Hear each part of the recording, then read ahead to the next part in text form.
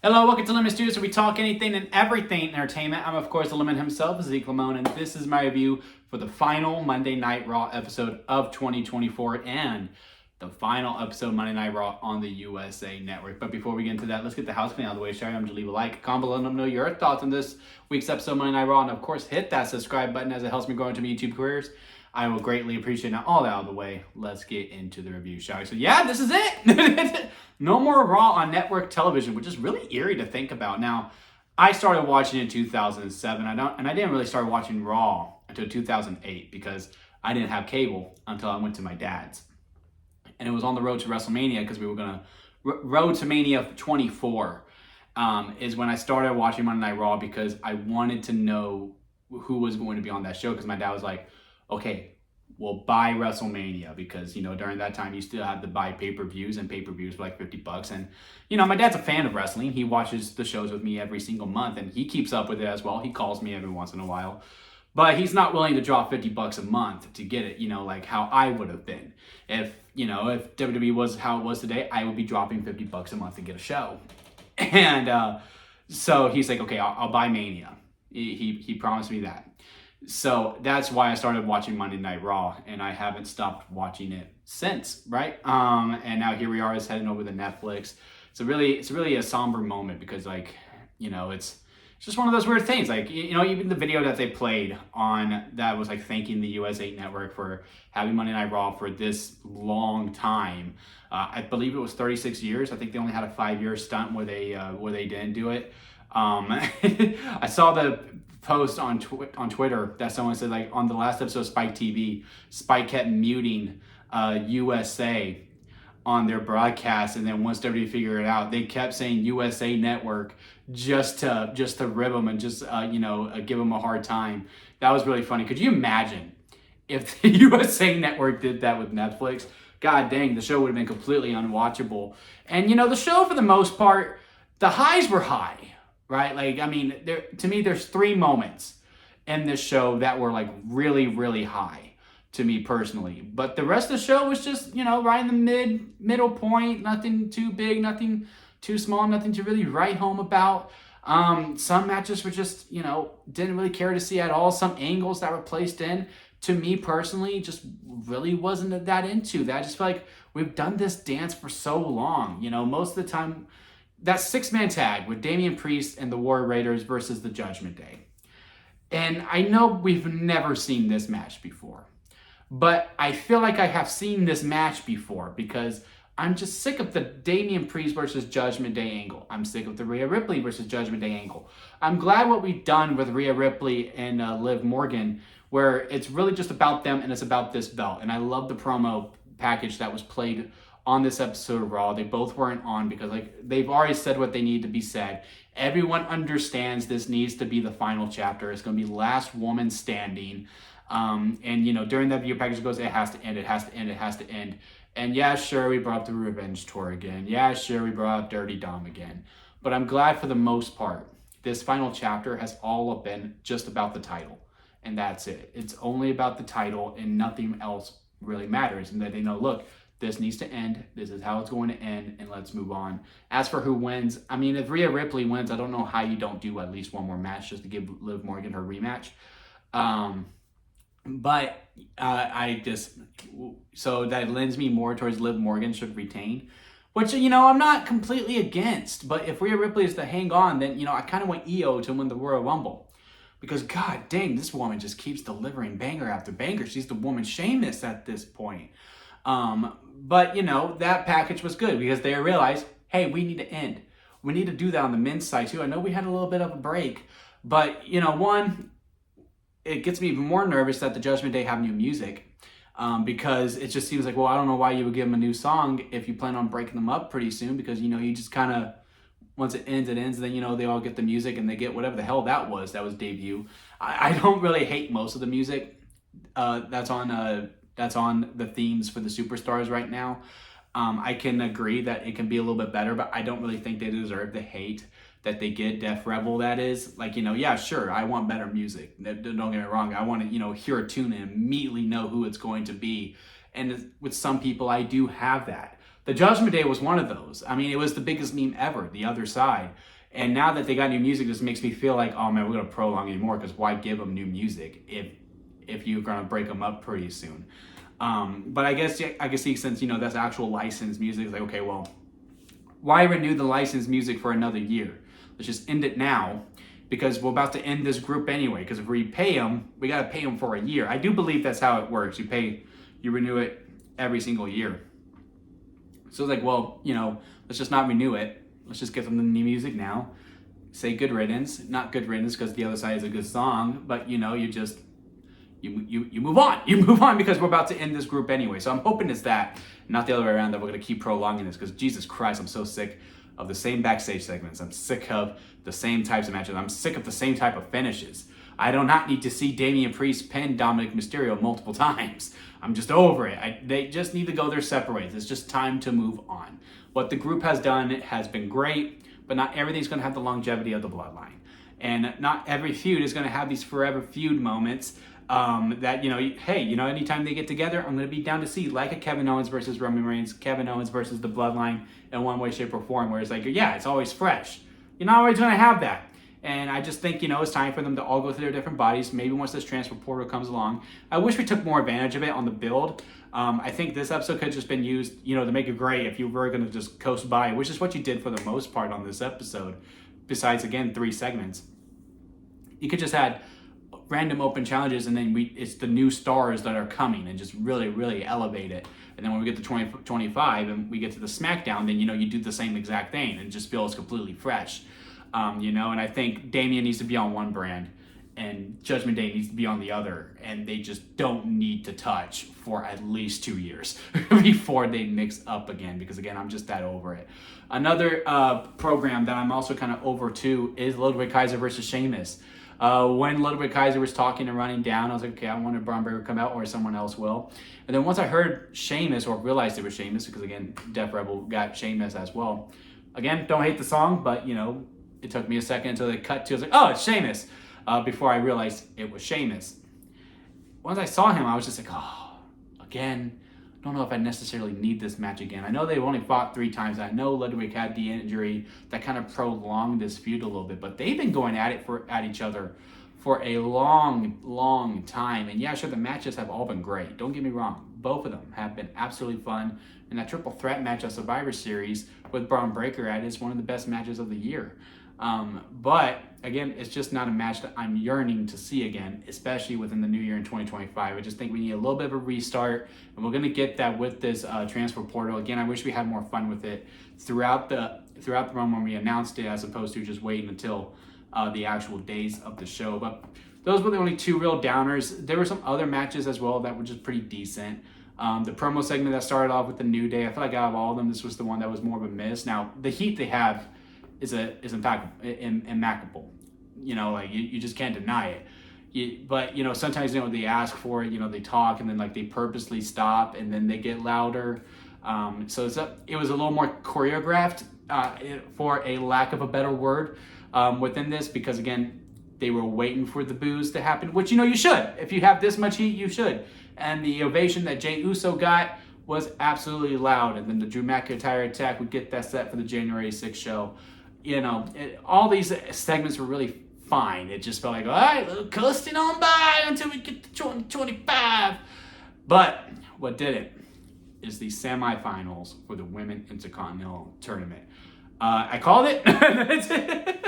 You go back to when this tournament started. I was like, yeah, I feel like the finals is going to be Dakota Kai versus Lyra Valkyria, and it sure was. And boy, these semifinal matches were a lot of fun. Whatever freaking Dakota Kai calls that move where she goes over their head and her knees hit the neck and they do a flip. Man, that's an amazing move. I cannot recall what it's called. I think it's called a Dakodiator or something like that. But man, what a phenomenal move that she has. Her and Zoe Stark had great chemistry. It was like very pretty, but also, you know, very messy. Love the way their fighting styles are going. And then also Lyra Valkyria and Io Sky had a contender for like best women's match of 2024 at the end. I mean, the moves that they were making. I mean, the move that they did off the top of the rope where man, it was like a sunset flip, but yet it wasn't. It was like into a surprise roll-up. Also love the sequence at the end of the battling of the surprise roll-up, and then that's how we got the win and Lyra getting the upset. Man, it was just a lot of great stuff, you know, like those matches were just really top-notch stuff. Like that was just pure professional wrestling that was just being showcased on it. And I love that Dakota Kai and Lyra Valkyria got the ball. Like I said, I love Io. I do. Like I said, I want her to win the Rumble. And if she went to the final, I want to have mine. Again, she's one of my favorite women wrestlers in 2020 in WWE. Hell, probably overall of all of wrestling, really. She's one of my favorites. Always puts on great matches. Love the character that she has going for her. It's just that I don't want her to be the first mid-card champion. Can she win it down the road? Absolutely. But she's already won a world title. And I just don't think that for the first Intercontinental Champion, we need to have a world champion hold the belt, because I just think it devalues it a little bit. We get some new people. I don't really like that it's not on the Netflix show on January 6th. I mean, it's on a Netflix show, just not on the first one. And I get it. You don't want to overload the first episode because you want people to tune into the next week. I'm hoping they at least have a promo segment. I really hope both women are at least showcased just to add a little bit more story, a little more depth to it. And again, it does make it a little different from the SmackDown tournament, which is something I was complaining about. I was like, hey, they're too similar. I would say the first round overall SmackDown wins. For the semifinals, Raw wins. We'll see how the finals go. Have a little bit of a brief gap. Do a contract signing segment on the debut episode to get more eyes on it, because you're going to need people to want to tune in the following week. So you don't want to blow your load early, right? You want to spread it out, right? You want to give it the proper TLC, and I'm not talking about tables, ladders, and chairs.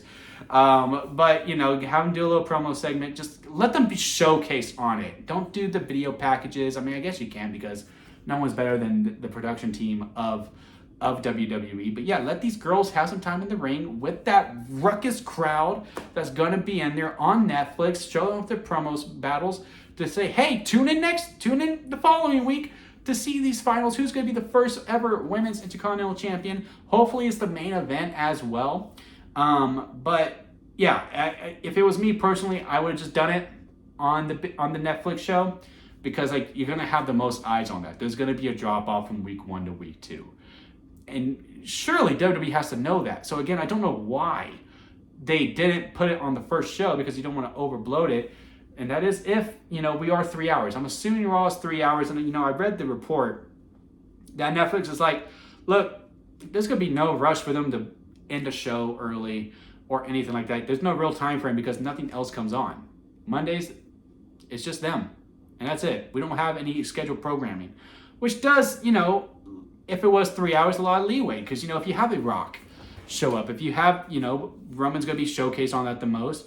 He's going to have his 40-minute cinema matches, segments on there. You know, if it goes 30 minutes, you don't need to cut any time matches. You can keep it going. If the show goes 3 hours and 15 minutes long, then it goes 3 hours and 15 minutes long, because, again, some segments went longer than the other. And also, you know, if some segments are just going fast and, you know, the show clocks out at 2 hours and 45 minutes, then the show clocks out to 2 hours and 45 minutes. That's great. I just need to know at least a length runtime of what it's going to be. I just wish it was announced, you know, 2:40 to 3:15, or 2 hours and 45 minutes to 3 hours and 15 minutes. Just need something, you know, to be like, hey, at least going 3 hours. Bare minimum 3 hour show. But, you know, again, if it is just going to be those things like, look, we're just going to kind of book the show as it goes, and, you know, there's no real runtime to it. Cool, by all means. But I think also for the live crowds, where they want to know how long they're going to be there. So yeah, if it is still going to be 2 hours, I guess I could see why you move it over. If it's 3 hours, I don't really see it. I don't know what else you got programmed on there, unless Punk and Seth go 40 and Roman and Solo go 40, because that's 80 minutes, so that's almost an hour and a half of just those two matches. But we'll see. I'm willing to give it a shot. But as long as they have a contract signing segment on the show, then I guess all is well. But if they're not showcased at all and there's just the video packages, I am calling minor bullshit on that a little bit. The other great segment on it is, before we get to the main big segment, Penta is going to have his debut next week, and it was confirmed on that. And it does look like he's going to team with Rey Mysterio, which worries me a little bit, because, look, I love Rey. I love Rey. But there is this LWO vortex, that all the Hispanic wrestlers just seem to be in. It can never break out of. Because, there was Santos Escobar, right? And, we had the Legado in there. And then Ray, and there was the LWO vortex. And then they broke free, and then they had a segment at WrestleMania, and then, they went their separate ways. Andrade was in there for a little bit, too, the LWO vortex. He broke free, and, he's the one who, seemed to survive. Andrade is the only one that was able to break free from the LWO vortex. Rey Mysterio's in there. Dragon Lee, again, is just someone I think we could showcase a lot more. And now it looks like Penta's going to be added to that. I am really hoping this is one of those short segments, because the New Day shouldn't be losing after turning heel, because then, why'd you do it? Because, if you're going to go this bad, you need to justify it by getting some wins. And I think Penta's style, because I'm a huge Penta fan, I love the Lucha Bros. Can't wait for his brother to come along too, whenever his contract is up with AEW officially. His style is just more visceral when it comes to WWE, right? And I think it lends more to heel. So I'm kind of hoping if we do this, Penta shows up, because the way that I'm reading it, it's going to be a big crowd pop. He comes out, and then he just attacks Ray. And then the bell rings, right? And he's like, you want to start? Yeah, you start, Ray. He gets out there, and they're fighting. He's just looking at him. He goes, can't stand this dude. And then he beats up Ray, and then the New Day just pins Ray 1, 2, 3 like that, and Penta walks off. And then we get Penta versus Ray at WrestleMania 41. Oh, sign me up. But if he just signs up and he goes straight into if he just tags with him and they win, and then Penta's just in the LWO vortex, I'm gonna be really nervous. I'm gonna be really, really nervous. And yeah, sure, he'll still be in the vortex if he's feuding with Ray, but at least he's going against him, so he won't stay in that. You know what I'm saying? So we'll see. I'm hoping that's how the booking goes, because it also helps the New Day's character as well. Because they'll just get wins any way they can. And be like, you thought you could trust him because you think you're this locker room leader. Now look at you. He backstabbed you. 1, 2, 3, we win. But moving on from that, the main segment, Seth Rollins and CM Punk. I tweeted about it. I was just like, there's no way this was produced. There's no way this was scripted. There was no way that a producer said, okay, Seth, you say this. Punk, you say this, or at least say bring this up, bring this up, bring this up. You bring this up, bring this up, bring this up. I feel like the beginning was maybe the closest that we had to it, but I really do feel like Triple H or Paul Levesque, whatever he prefers to be called, went up to them and said, "Y'all go out there and y'all make me money, and y'all get it all out, so that way next week it's not a shoot fight. We can do business. Just get it all out in the ring, talk about whatever you want." Because this really did feel like two grown men just letting their feelings out on live television. I mean, they broke so many rules. I know there's not many rules anymore because, even that old video package, we saw Edge, we saw Daniel Bryan, we saw Chris Jericho on it, which is really cool. That's a great rule that we should have scrapped a long time ago. But man, Punk bringing up Vince going, I didn't, and he said this multiple times, even when he was first employed by WWE. I love the place that I work. I just hated the man in charge, but man, did he love you? Or man, I haven't seen the man around in a while. Does she take her ball and go home? Man, and then Seth going back at him, which was a very personal line, a very gut punch, low blow, hitting the nuts type. When he goes, "My wife is, taking a break to take care of her child," which is something I know you know nothing about. Dang, man, that was just brutal. And just the back and forth that they were having, it just felt so real. And that's where you blur lines. It's wrestling at its best. Because again, I have no idea who wins. I really don't. And I still think overall there won't be a winner.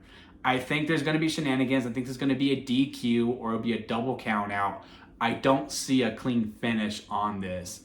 But man, this segment was great to end on, going into Netflix, finishing off on the USA Network, finishing on the high of highs.